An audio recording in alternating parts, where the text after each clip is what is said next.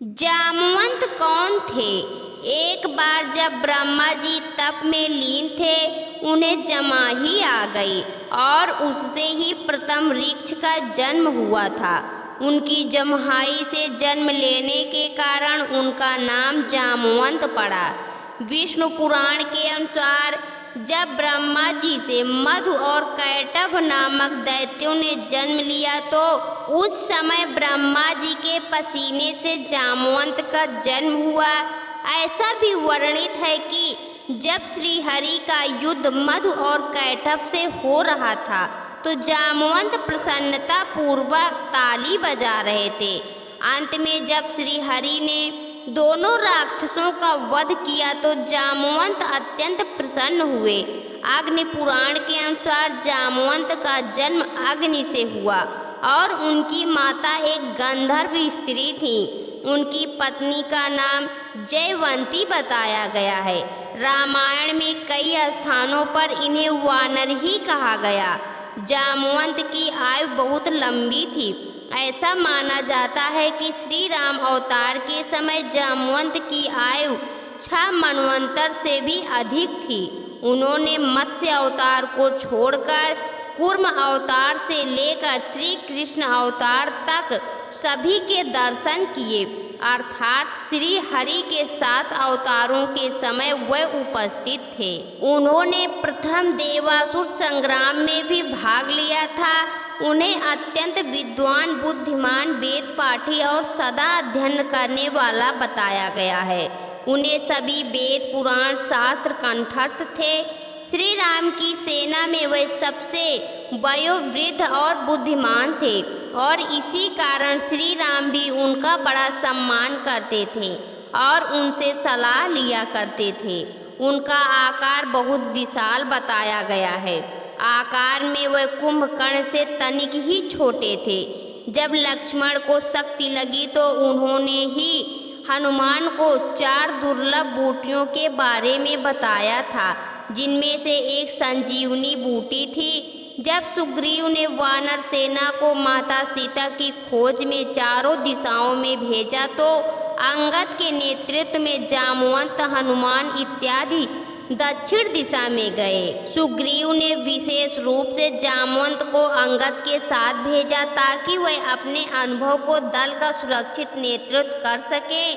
जब सागर तट पर पहुंचकर सभी उस विशाल समुद्र को देखकर हताश हो जाते हैं तो जामवंत ही हनुमान को उनकी शक्तियों का भान करवाते हैं, जिसके बाद हनुमान समुद्र को लांघते हैं। लंका कांड में जामवंत के विषय में अधिक वर्णन दिया गया है।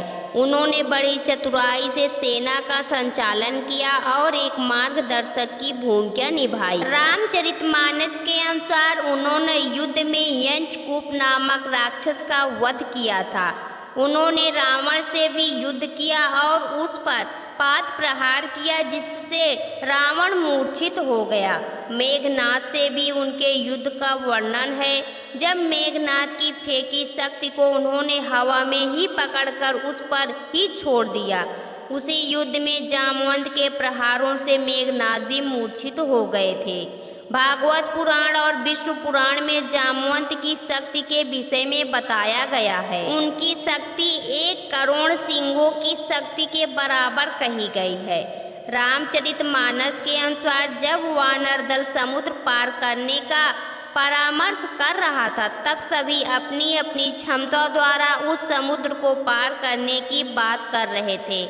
उस समय सबने जामवंत से ये प्रार्थना की कि सबसे बड़े होने के कारण वही उस समुद्र को पार करने का कोई उपाय बताएं। तब जामवंत ने सबको अपने बल के बारे में बताया। जामवंत ने कहा कि इस समय मैं अत्यंत बूढ़ा हो गया हूँ, फिर भी मैं एक बार में 90 योजन तक जा सकता हूँ। जब मैं युवा था मैंने समुद्र मंथन देखा था। उस समय मुझ में इतना बल था कि देवों और दैत्यों के थक जाने पर मैंने अकेले ही पूरे मद्रांचल पर्वत को घुमा दिया था। उसे देखकर स्वयं मेरे पिता ब्रह्मा ने मेरी प्रशंसा की थी। जब श्री हरि ने वामन अवतार लिया और दैत्यराज बाली के पास आए तब मैं वहीं था।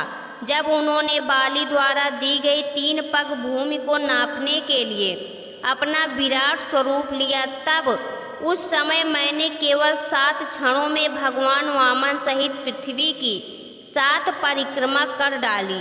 जब मैं परिक्रमा कर वापस लौटा तब तक भगवान वामन दैत्यराज बाली को पूरी तरह बांध भी नहीं पाए थे।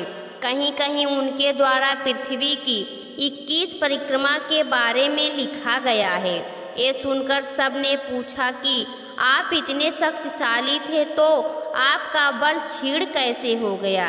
इस पर जामवंत बताते हैं कि भगवान वामन के पृथ्वी को नापते समय जब मैं अत्यंत तीव्र वेग से उनकी परिक्रमा कर रहा था तो अंतिम परिक्रमा के समय मेरे पैर के अंगूठे का नाखून महामेरु पर्वत से छू गया, जिससे उसका शिखर खंडित हो गया।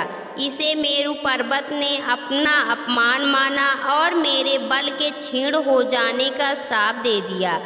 जब लंका युद्ध समाप्त हुआ तो श्री राम सबके बल की प्रशंसा कर रहे थे। उस समय जामवंत बड़े निराश होकर श्री राम के पास आए और उनसे कहा कि प्रभु, मैंने तो सोचा था कि युगों बाद मुझे इस युद्ध में आनंद आएगा, किंतु पूरा युद्ध समाप्त हो गया और मेरे शरीर से पसीने की एक बूंद भी नहीं गिरी। लगता है मुझे वास्तविक युद्ध के लिए अभी और प्रतीक्षा करनी होगी। उन्हें ऐसा कहते देख श्री राम समझ गए कि जामवंत के मन में अहंकार आ गया है। तब उन्होंने जामवंत से कहा कि प्रतीक्षा करो, द्वापर में स्वयं तुम्हारी युद्धाभिलाषा पूर्ण करूँगा। जब द्वापर में श्री कृष्ण ने अवतार लिया तो सत्राजित ने उन पर समयांतक मणि के चोरी होने का आरोप लगा दिया। वास्तव में वो मणि सत्राजित का ही भाई ले गया था, जिसे एक शेर ने मार दिया।